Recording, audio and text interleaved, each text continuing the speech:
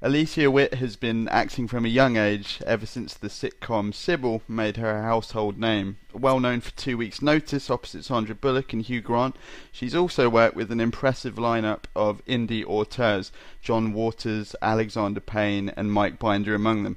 Tonight we'll be talking to Alicia about her more recent projects, her theatre work, and her burgeoning music career. She joins us now from LA, where she is currently shooting a stint on popular drama Justified. Thanks for making time for us on your day off, Alicia. Very much appreciate that. Nice to see you. Thank you so much. So you've just had Thanksgiving in the States, therefore I think it's apt to start by talking about cold turkey. I am, of course, I'm not referring to the leftovers people may have still in their fridge, but your new movie in which you play a black sheep daughter who comes home for the holiday and wreaks havoc. She's a pretty special character, isn't she, this one? Yeah, I loved playing her. The thing I liked about the way that Nina was written on the page is just that she's kind of the only one in the family who tells the truth. She has a terrible manner of bluntness about the way in which she tells the truth, and she needs to work on her manners. But she comes from a family where nobody really talks about what's going on. Everyone just sweeps their issues and their problems with each other and with themselves under the rug. And she can't stand that. She's very honest to a fault, and she just wants everyone to be closer. Her method of getting them to be closer is by poking them all until they all kind of explode. And in some cases, she pokes them with actual kitchen utensils. Yeah, there's a scene involving a fork, isn't there? With how was that to shoot? Actually, it seemed like a And very fun but also very intense scene. the most fun part of it, for sure, for me was the part where I got to stab Cheryl Hines in the arm with a fork. It The other part of it where the anger is all building up, that was very intense. I mean, I definitely felt my blood pressure rising every time I did it. The part where I got to actually crawl across the table, which was really filled with food and plates and everything, and go over to this person and just, obviously I didn't really stab her. You just sort of miss. It's like the arm is there, and I kind of went off to the side. But I love Cheryl Hines anyway. I had such a girl crush on her from Curb Your Enthusiasm. The first few days I worked with her, I was a little shy around her. And she's just so cool and fearless to work with. And she's like, "Oh no, you can really get me. I don't mind." I was like, "No, I'm not gonna really stab you with the fork. Don't worry." And playing an antagonist who pisses everybody off all the time. She's using words as well as forks. Is it a case of looking at the arc of a character and kind of riding the volume a little bit so you don't end up pissing off the audience as well?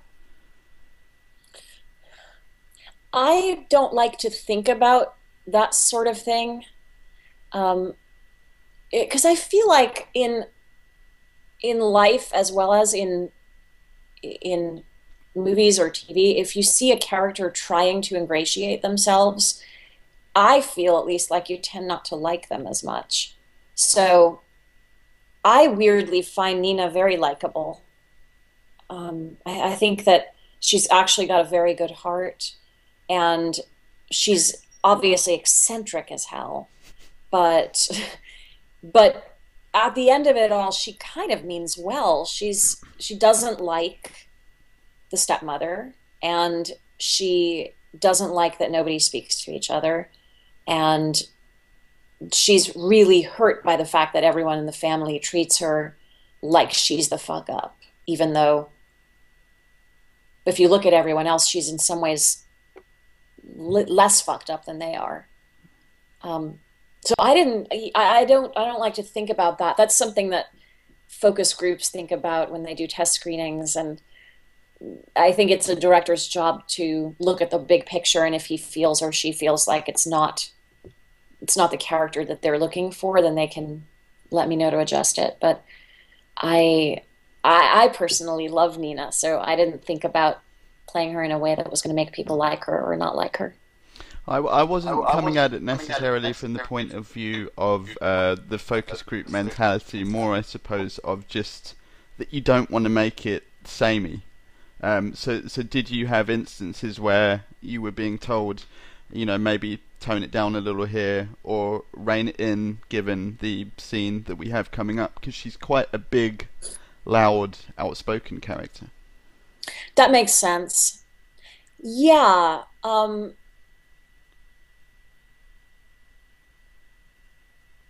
I'm wondering if it was so much a direction as it was just the way it felt. For example, the scene where the three kids and Peter Bogdanovich's patriarch character are all sitting in the room and they're finally going to have a talk. That just was a quieter scene. And I don't remember if it was something we discussed or if it just happened. I mean, my attacks on him were much more muted, but still kind of painful, I think. It just wasn't as big in volume. The yoga scene, for example, as well, um, she wasn't she wasn't as hostile. That was actually her trying. So I think she was genuinely hurt when it didn't work out. And how was it having Peter Bogdanovich playing your dad? It was wonderful. I'd actually met him a long time ago because he's very good friends with Sybil Shepherd, of course. And he had appeared in, I think, the second episode of the series. So I met him then. I don't believe we had any lines together, but and I love his films. I didn't realize what a great actor he was. I'd seen him on The Sopranos and a few other things, but I think he's just an absolute wonder in this film.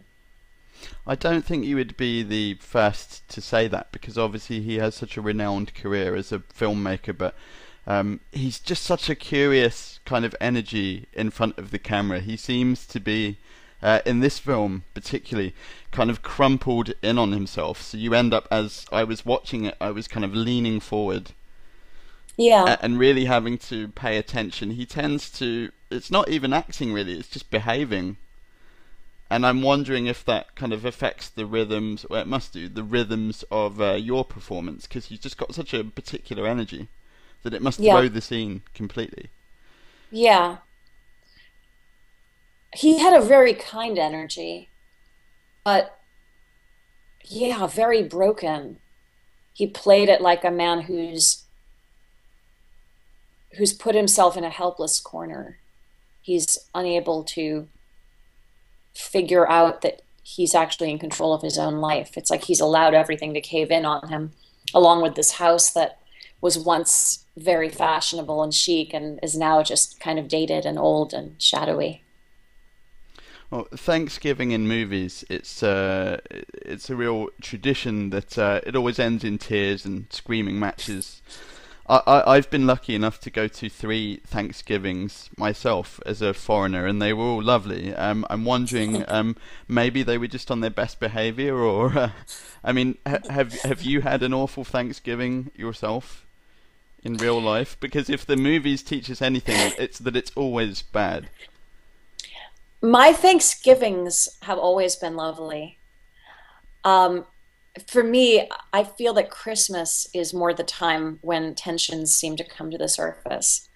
And I'll be honest, there have been quite a few family oriented, tension filled Christmases where tears were shed and it was just it I think that at least in my family, Christmas more than Thanksgiving became a time of such importance that everything had to go right, and if something was deemed to have gone wrong, then Christmas was ruined, that kind of thing. um, I I love travel Christmas time, so sometimes what I've done in my life is spend Thanksgiving doing the traditional cooking, eating with friends or family thing, and then at Christmas time just do something completely different. Because with my work schedule being as unpredictable as it is, the 2 weeks at Christmas and New Year's are pretty much the only time all year when I know for a fact I won't be working. So it's a good time to travel. But I did write a Christmas song about the the sort of dread that can creep in at Christmas time. It's like, oh no, the Christmas carols are starting again, and everyone's saying, "So, are you ready for Christmas?" And so I wrote a song called "I'm Not Ready for Christmas." Which It's I'm going to ask you about that in just a moment. But while as it pertains to Cold Turkey, you also wrote the closing credit song with your boyfriend Ben Folds. yes. How was putting on that creative hat and seeing something that you were involved in as an actor from a completely different creative perspective? That was a great experience. I I saw the movie. It must have been a year ago when the first cut was made, and Ben and I saw it together, and we both liked it. And the next day, I started coming up with this idea for lyrics for a song. And almost at the same time, the director called and said, "Hey, what would you and Ben think of writing a song for the end credits? We don't have one yet." So I I wrote this set of lyrics. Ben had to go off on tour, so he was writing these little ideas that were coming to him on his iPad keyboard and emailing them to me, and I was working them out on the piano. And then a few weeks later, we got together at his studio in Nashville, and the lyrics and the music kind of came together. And he really pulled it all together. The music right there in the studio, and then I was sitting there with a pen just rewriting all the lyrics to make them fit the music. And it was really cool collaborative process. And then the next day we recorded it in one day, and it was done. And will this song be available outside of the movie? It is. It's out on iTunes, and if you want to see the video that we put together for it, actually the director Will Slocum is the director of Cold Turkey. The movie was then called Theme from the movie was called Pasadena. So the website is themefrompasadena.com. In terms of Thanksgiving movies as well, there's so many great ones. You know, The Ice Storm and Myth of Fingerprints are two that spring to mind. What do you think makes Cold Turkey unique in this little subgenre?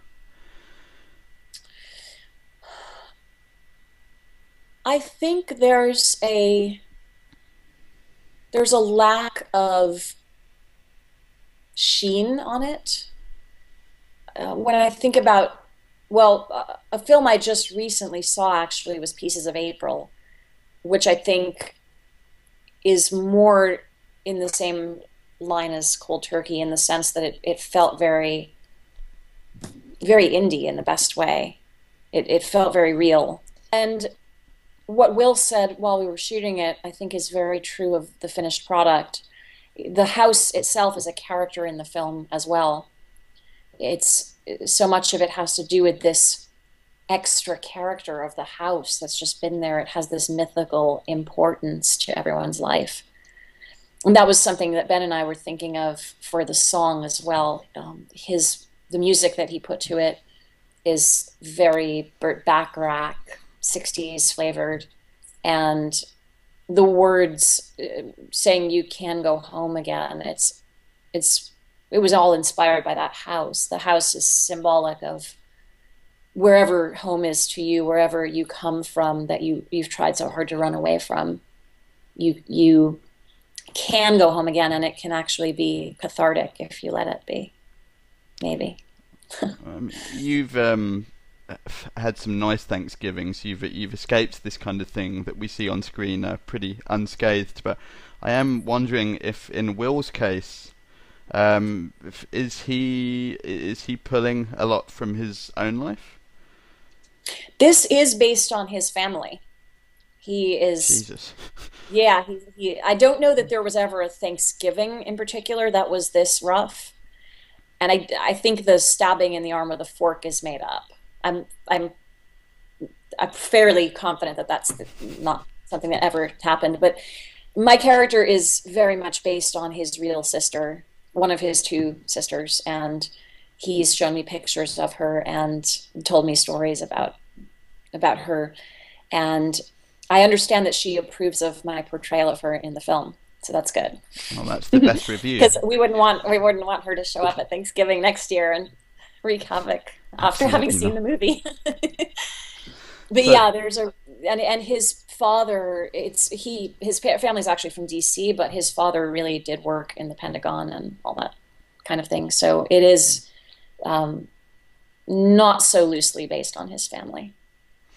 and not content to have covered Thanksgiving, you've got two Christmas movies coming out on network television in the States. One's for Lifetime and the other's for Hallmark. Well, the Hallmark one, at least here in the States, I believe over in the UK as well, the Hallmark movie did come out, and but it continues to play as they do on Hallmark, pretty much nonstop. It's called A Very Merry Mix-Up. And the second film for Lifetime.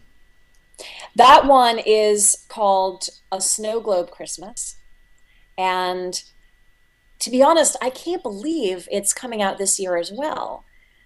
It's been an interesting period of time. This from November to mid-January, it seems like everything I've done in the last year and a half is coming out. So it's kind of crazy. But Snow Globe Christmas was actually filmed this past July and August here in LA in the middle of the summer. So we were all bundled up in coats and mittens and hats, sweltering in heat, pretending it was snowy outside. And then when they called to tell me it was actually going to air this year, I was amazed. I was thinking maybe next year. Well, is the turnaround on those television movies pretty quick? Because they do seem to kind of they churn out a lot of festive stuff. You know, Yeah, it with can these be. big names who have busy schedules, and I just wonder, you know, it must work somewhat differently to doing movies. Well, they make it very attractive for actors to do them because the schedule is usually pretty quick. It's normally maybe 3 weeks of shooting, maybe four if you're very lucky, but generally these days it's about a 3 week shooting schedule. And the pay is usually better than like I want to call it Pasadena, but Cold Turkey was a 2 week shooting schedule, but nobody really got paid. You know, it's one of those things you do for love. And then the network things are great because you're in and out in the same length of time that you would make an indie film, but there is a salary. So you get to then go do some more things that you love that don't pay anything. Well, not that I want to push you on this point, but you used the phrase there, nobody really got paid, which you often hear on the tiny indie movies. And I'm wondering what that actually means in practical terms, as in, is there a fee? You know, they use the term working for scale, but a lot of people Hmm. don't even know what that means. You know, without throwing any figures at me, can you just kind of explain how that Yeah. works? Yeah. Well, it's the Screen Actors Guild, Screen Actors Guild slash AFTRA. So it's SAG-AFTRA now because they've merged. There's a minimum salary that everyone has to be paid for most projects. So it doesn't matter if you're a very well-known actor or you're just getting started. If you're a member of SAG-AFTRA, which most actors who work in major things have to be, there's a fee that you get per day, or if you work on a weekly schedule, they pay you a certain amount for the week, and that's the bare minimum. They can't tell you, well, we're going to give you $100 a week and you have to work for it. Right. It's not allowed unless it's a non-union project. But then there's another thing called SAG deferred, which means for certain films, when the budget is really, really low, they can apply for a special grant from SAG-AFTRA to allow them to pay actors even less, with the understanding that if the movie gets a release and it makes its money back, they will then make up to you the portion that you didn't get paid, that the union said you had to be paid. Does that make sense? Yes. I I think everybody got $2,500 on it. All right. Very illuminating. Um, I oh, think that was the figure, which is less than what SAG-AFTRA allows. Because the thing is, they also take a lot of taxes, they take mm, Social Security benefits, all of that. So yeah. it's Yeah. yeah. Well, last Christmas I saw you perform here in London at the 12 Bar Blues Club, and there Yes. was a section in that show where you asked for requests, and I thought very foolishly at the time, thinking that it would really annoy you, asked you to play a piece from Piano Forte, a stage play you'd done here in 2006, and lo and behold, you not only remembered it but played it pretty flawlessly. So I was rather blown away, and just thinking about that. I mean, how do you? Obviously, with music, it's a muscle. You know, you have to work at it, and you would assume every day, but you mustn't have the time with your filming schedule. So how do you do? How do you balance music and film? Well, in pianoforte, I was playing a pianist. She was agoraphobic, and piano was her only way of expressing herself. But it was all classical, and so that I definitely do not practice most days. Most months, I don't find the time to practice it. I didn't know if that was going to go smoothly or not. Oh, Some it of did. these things, though, thank you. Well, I find that the classical pieces I learned when I was a kid are in there. They're just, it's like a muscle memory thing. And that piece that I played, the Chopin Ballade, is something that I learned when I was 16, I think. So the muscle memory is just pretty solid. There was a Rachmaninoff prelude that I worked very hard on learning. It was a brand new piece for me, and I learned it in 2006. And I played it by heart every night for the 5 week run of the play. And and then I was appalled to find out a few months later I sat down to play it and I couldn't remember any of it. It's just the difference from learning it as an adult and learning it as a kid. I would have to sit down and learn it all over again. It's so sad. But my pop music I play pretty much every day. I'm always writing something or just sitting down to work out another arrangement of something I've done. I'm going to get back into the studio to finish the next album over the Christmas holidays this year, actually, because it's the time that I have free. And Ben is going to be producing it, Oh, brilliant. which I know I'm so, so grateful. He's the best producer I've ever heard of. I love the albums he's produced previously. The EP he did with Sarah Bareilles is my favorite thing that she's done. Was there ever a time for you when you were going to go music full time? I was encouraged to at much earlier stages of my life when I was a kid and I was doing classical music on a regular basis. I was doing a lot of classical competition, and there got to be a point when I was around 13 or 14 that my teachers were asking if I wanted to start thinking about Juilliard or going to a music conservatory and focusing on that. I knew that that wasn't what I wanted, and I had also already done my first film, which was Dune, and at the time, that was just a one off because I lived in Worcester, Massachusetts, and there wasn't really any film production going on there. But I knew that what I wanted was to move to LA and be an actor. Um, and the funny thing is that now it's all kind of come full circle because all these years that I've been focusing on acting, I've truly felt like something was missing. I've always wanted to do my own songs, play gigs, and sing. That's been such a wish of mine. And since I started focusing on it about 6 years ago now, it's made my whole life better and just more full.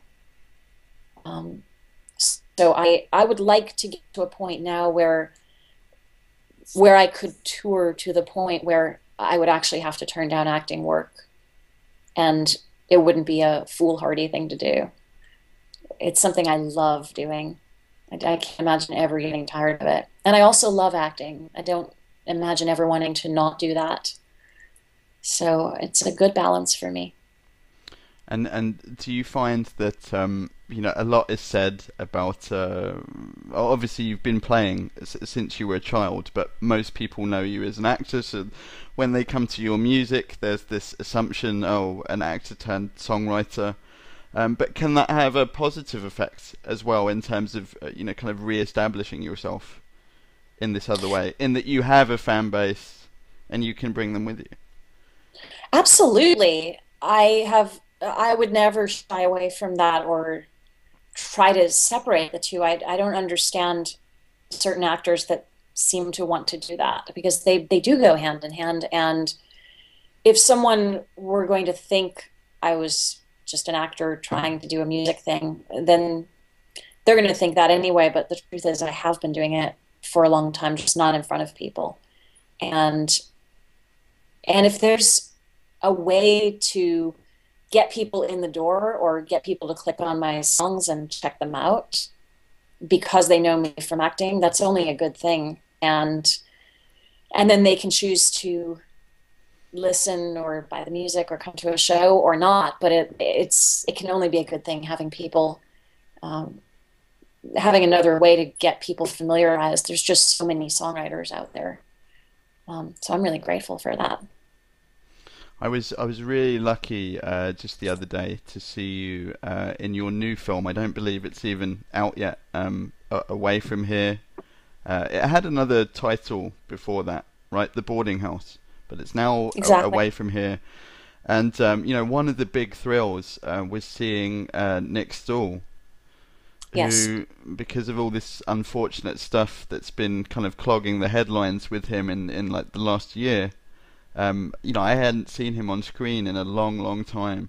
So obviously, we're not looking to dish any dirt here, but knowing that going into the project,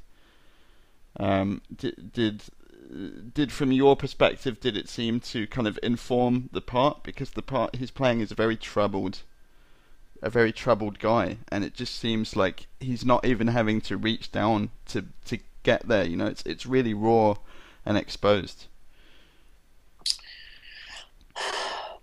The the film was shot a few years ago. So it's been a while in post-production. And but that being said, we just did some phone interviews together yesterday, and he sounds great. Oh, that's so So good to hear.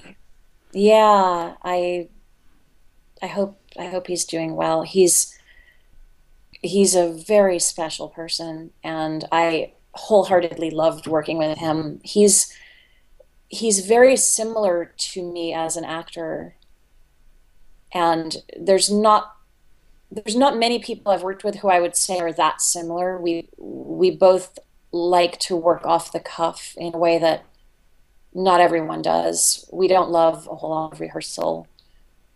We really like playing off the other person. We're not the kind of actor that's going to look in the mirror and figure out exactly what facial expressions we're going to make at every turn. Neither of us have studied acting, and there was such a trust that we had because most of our scenes are together. Um, it was a great experience working with him, and I really hope he's doing well. But yeah, I think he's fantastic in this movie. I'm really proud of it too.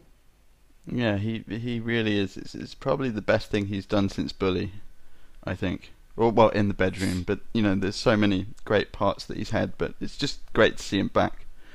And in Yeah, terms I, of in terms of your part, I mean, we should say for those who don't know that you're playing the girlfriend of somebody who finds out that her boyfriend is a registered sex offender, and yeah, the scene in which you do find out is just there's so much kind of viciousness that you've done a lot of stuff in a lot of different mediums. We know that you've got range, but I just wasn't expecting at all what I saw in that scene, and it just sustains that energy all the way through it. I'm wondering if that was shot in just one or two takes, because it just seemed to be very explosive to me, and like it would be hard to maintain that doing it over and over, or was it shot that way? I don't remember quite how many takes we did. It wasn't one or two though, because they did it from several angles. And I remember I didn't have a voice at the end of that day because, we did it. We did Nick's coverage as well, and even if the camera's turned around on him, I have to be at that level so that he's reacting to the right thing. I just thought, here's a character that's gone to such lengths to protect herself from getting hurt. But in a weird way, when you're that protected, you're also expecting people to betray you. So I felt like, yeah, she's obviously upset for very good reason, but it was almost like she was reacting to all the years of being betrayed and hurt and let down that came way before James ever came into her life. And this almost sense of, well, of course you're not who you seem because nobody ever is. That scene took a lot out of me. I was very tired at the end of it. I It's remember definitely just one that you can pop on the old show reel. yeah. You should be very proud of that. Thank But so what drew you to this part? Because it's pretty heavy material. So I'm just wondering, what was the thing that grabbed you on the page? I found it so easy to relate to her. Um, she's she wants to be loved, but she's also very wary of it, having been through it a few times. And I think we can all relate to that. Um, she's she's kind of she wants a change, but she isn't sure how to get out from under it. In her case, her mother is something that's weighing her down, and that's a very difficult decision.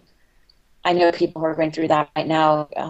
You don't want to betray your family, but at the same time, some people's families are very difficult to reconcile with, and they can take you right down with them if you're not careful. So I think she's at a point where she's trying to figure out, where does the sense of duty end to her mother, and where does it begin for herself? Where does she have to say, you know what, this is me or you, and I'm choosing me? And I also loved the fact that Lily and James are drawn to each other without even knowing why. That they sense that there's something missing in the other one that is also missing in themselves, although I'm sure they couldn't verbalize that. I felt like that was very obvious on the page. This was a script that I read. I remember sitting in my living room and getting a stack of scripts, and some of them were offers and some of them were scripts that I was to audition for if I liked them. And I was just reading through them without knowing which ones were offers. And this one I really loved, and I was pleasantly surprised to see that on my little cover letter it was one of the ones I was offered, because that's not always the case, you know. Sometimes we have to go and audition for them, and sometimes they're given. So this was a great surprise. And it's shot in New York as well, which I love. Even though it's set outside of St. Louis, it was actually filmed in New York. Well, I wanted to end by having you cast your mind back a little bit, because right now at the BFI in London, they're doing a Alexander Payne retrospective, and they just screened Citizen Ruth the other night, which is very hard to get in this country and is rarely, if ever, screened. So you had loads of people on Twitter, paid film critics I know who had never seen it, who were going to see it the other night and loved it. And yeah, just wondering about your memories of working on that and working with Alexander. The thing that strikes me the most about it is how confident Alexander was. That was his first full-length feature. And I've worked with a lot of first-time filmmakers now, or people that had only done a few things before that, where this was their main first film. And there's usually a sense of fear and a sense of, well, I don't know, do you have any ideas? Tell me, do you have a suggestion? That kind of thing, which is sometimes great, but there's something very refreshing about working with a first-time filmmaker who knows exactly what he wants and is a leader, but was also so kind and respectful of everybody, including me. And I was 19 then. So I really love when I look back at the beginning of my career and people treated me like an equal, even though I was just starting out, you know?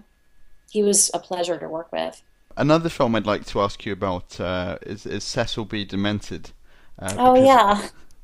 when I spoke to Michael Shannon not too long ago, I opened our interview by telling him or asking him to tell me about Mel Gibson's Dick and Balls, and he immediately understood, thank God, what it was I was talking about, and said that to this day he'll never have a better line to say ever. And some of the things that come out of your character's mouth, I don't want to even repeat. But yeah, do Yes. do tell us about the weird and wonderful world of working with John Waters.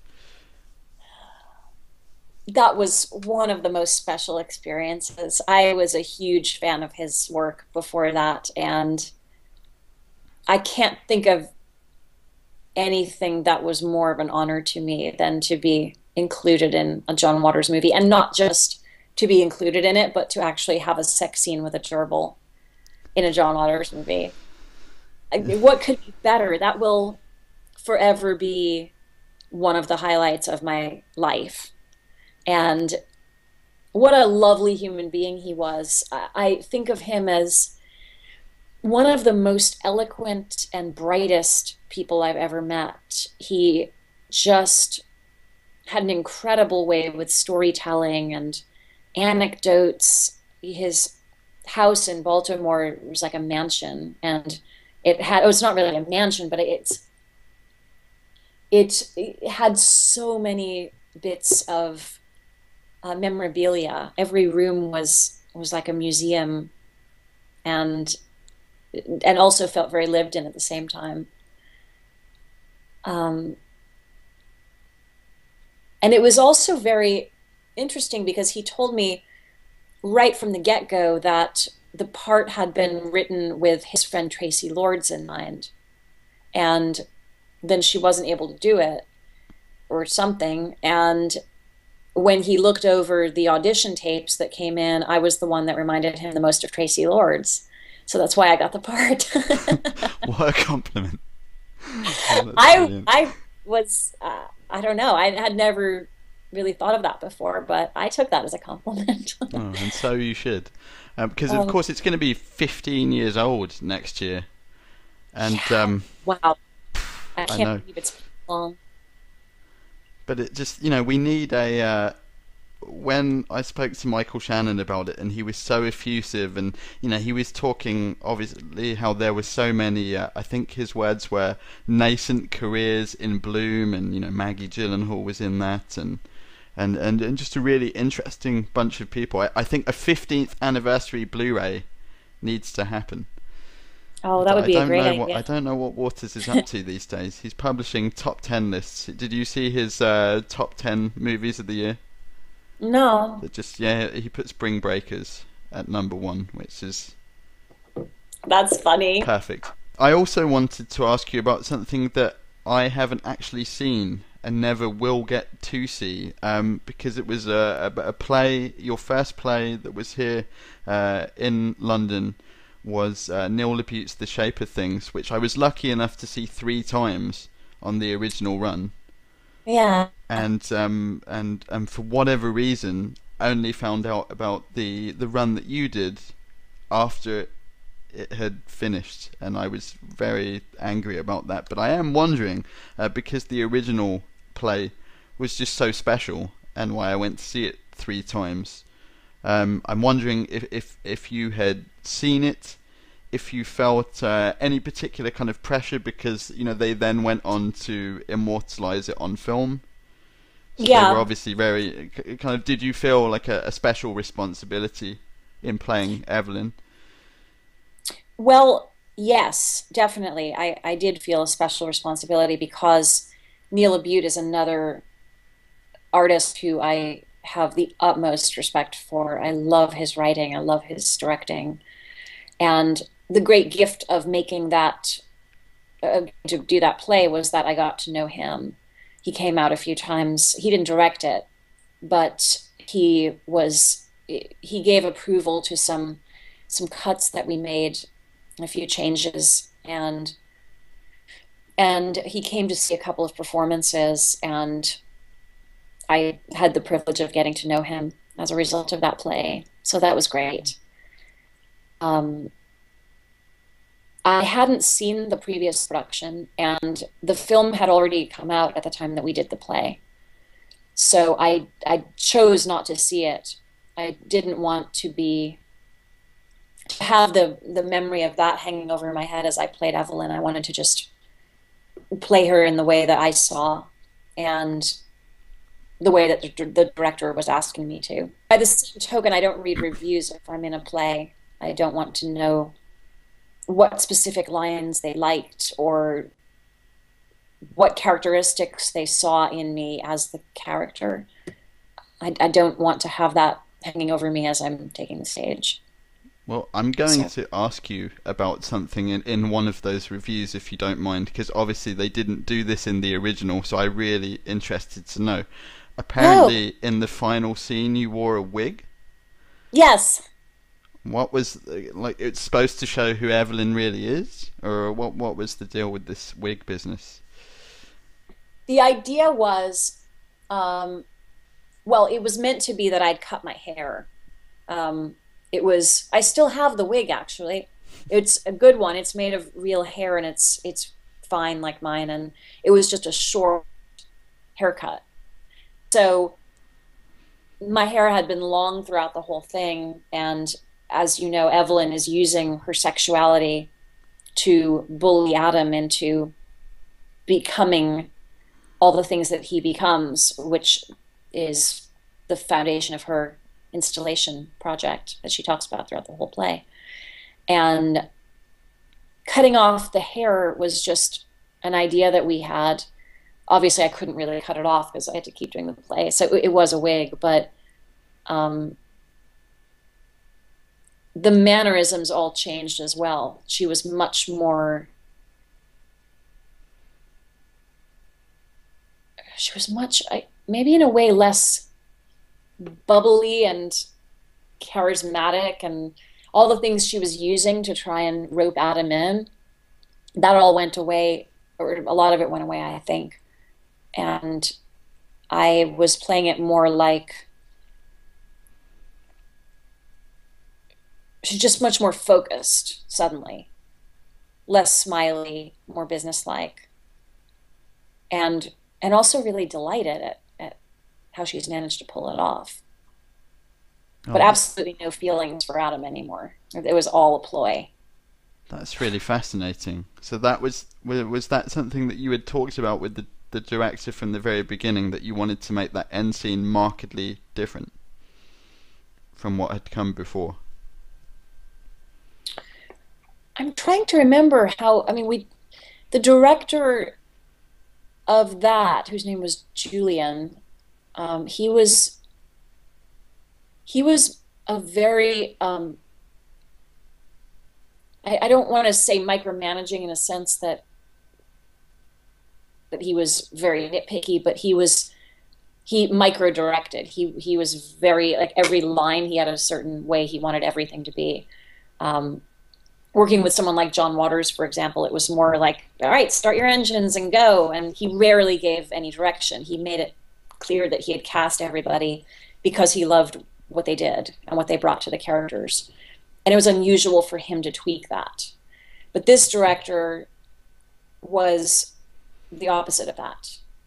And if he came to see a production and you had changed an inflection on the line, he would notice that. I haven't really had an experience like that before. Um, so there was a lot less freedom than what I'm used to, both on the stage and also in productions.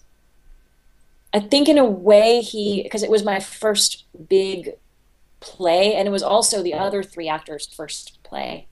It was, in fact, their first time ever on stage, I believe, or at least certainly a production that size. And I think the director wanted to be absolutely sure that every beat was as he imagined it. And will you be doing theatre again? I mean, we'd love to have you back over here. It's been a while. I would love to. It's really about finding time, and of course, not living there. I don't really hear about much that's going on. I think if I were doing a film or something that put me in that neighborhood, I would be much more available to go have a meeting with somebody that was putting on a play. Terry Johnson actually asked me to do a production of his play Hysteria last year, and I wanted to very much, but we couldn't. Was it last year? Yeah, it was last year. Um, it was last spring, and we weren't able to work out my visa. The UK um, work commission would not approve it because the Jeez, character so was British. and it and wasn't they even couldn't, scheduling then. It was just visa issues. it wasn't scheduling, it was just visa. God, that That's must a have been problem. gutting. Yeah, I was pretty upset. But as it turns out, I mean, other things came up for me last year that wouldn't have come up if I'd been away doing that. So it all works out, and it meant a lot to get that call from Terry, just to know, because I would love to work with him again. What a dream. And I love his writing. I love his sense of humor. And I love him as a person. I just saw him in LA a few months ago when he had the LA premiere of the Judy Garland musical that he did. It's not really a musical, it's a play, but it features a lot of Judy Garland's music.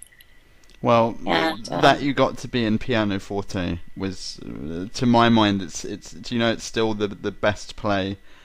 Oddly enough, besides the Shape of Things original run that I've seen in London, and I go twice, three times a month, and that was 7 years ago, and it still ranks for me personally as just a hugely formative. I can remember everything about that show. thank you. That means a lot to me. Just really fantastic. But yeah, let's end with what you're doing right now. We talked about it at the top. Justified. I know who's in it, and that's all I know. And you have a 2 episode arc, or is it? No, much more than that. Most of the fifth season I'm in. Okay, blame IMDb. They have you listed as only 2 episodes. They're always so behind on Yeah. that stuff. Maybe by the time they air, they'll have it updated. But yeah, can you just tell us a little bit about your character and what fans of the show can expect and look forward to? Well, this is another thing I haven't seen. I've never seen Justified, and I talked to the creator of the show and asked if that was cool with him, um, because I figure my character wouldn't have seen it either. I love coming into these things with no preconceived notion of what it is, and also when you come into something, as I've done a few times, where you already love the show, it can be a very nerve-wracking experience. If I were to do Have it, you had that before? I have. I had it on Ally McBeal. It's one of the shows I've been the biggest fan of in my life. It was a show I watched religiously every Monday night, and there's very few of those in my life. And then when I got asked to do it, my very first scene that I filmed was a page-long deposition or an opening argument thing, facing the entire cast sitting in the two front rows of the courtroom. The So I defense. not only had to be on the set and meet all these actors who I knew only as their characters that I loved, but also say a page long opening statement looking at all of them. It was the first shot that I did. I was so nervous. I was so nervous. If I had never seen the show, I wouldn't have been nervous. I'm very glad I saw the show, but I think I had a similar feeling to Justified because it's one of those shows, at least over here, that most of the people I respect are kind of like, oh, you're on Justified? That's the best show on television. And that's really exciting for me. But I'm glad I haven't seen it because I don't know any of the characters on it except when they come up and shake my hand. And neither does my character. I play Wendy Crow. She's a member of the Crow crime family. And there's a guy named Dewey Crow who's been a thorn in the main marshal's side since day one. And he's been a recurring character from the beginning. But this year, Dewey Crow, I guess he got out of jail, and he has a cousin named Daryl Jr. who lives in the Florida Everglades. And Daryl has a big old family of brothers who are just, each one is dumber than the next, and they're bad news. I am the one girl in the family, and the big brother, who's Mike Rappaport, and I are kind of trying to keep the family together. I'm a paralegal in Miami, as I'm very proud to say on the show, because I'm the one that's sort of trying to get my life together and be a little bit less of a redneck than the rest of them. But by the same token, I'm still part of the family and blood runs thicker than anything. So it's we're basically going to cause a lot of trouble this year. And are you enjoying causing trouble so far? Yes, very much so. Uh, It's a good character. how is that going? Have you been on it long?